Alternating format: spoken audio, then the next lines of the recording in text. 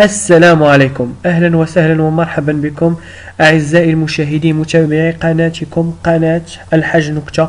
هذا أول فيديو للقناة، فيديو تقديمي لقناتكم قناة الحاج نكتة. قناة سيكون اختصاصها النكت عبر حلقات إن شاء الله، وإن استطعنا سندرج حلقة كل أسبوع عبارة عن مجموعة من النكت التي نتمنى أن تكون مضحكة لكم إن شاء الله تعالى.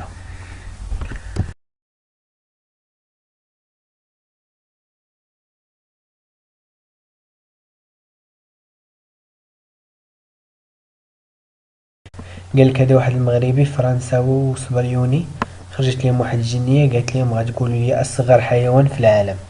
اللي قال لي اصغر حيوان في العالم غادي نخليه يعيش، اللي ما جاوبش على هذا السؤال غادي نقطع عليه راسه.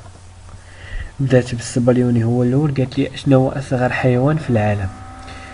بقيت يفكر هذاك الصبريوني مخلوع ويقول لها اصغر حيوان في العالم هو النمله، وهي تقطع عليه راسه. هو تجينوك الفرنساوي قالت لي اشنو هو اصغر حيوان في العالم. بقى تيفكر وتيتفكر في الزبليوني اللي قطعت لي راسه، ويقول لها اصغر حيوان في العالم هو القمقم. قالت لي شنو هو القمقم؟ قال لها القمقم هو اصغر حيوان في العالم وتيعيش في الودن ديال الانسان. مشات قلبت هذيك الجنيه لقات فعلا اصغر حيوان في العالم هو القمقم.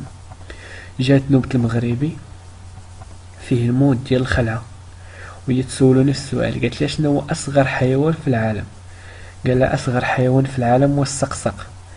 قلت لها شنو هو هاد الصقصق؟ قال لها تيعيش في ودن القمقم.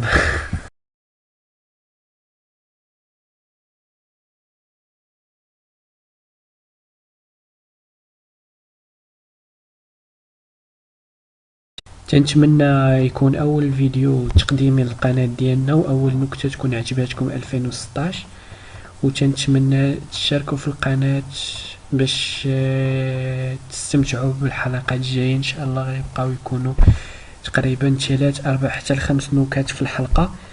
تنتمنى تكون النكته ديال اليوم عجباتكم، والى اللقاء.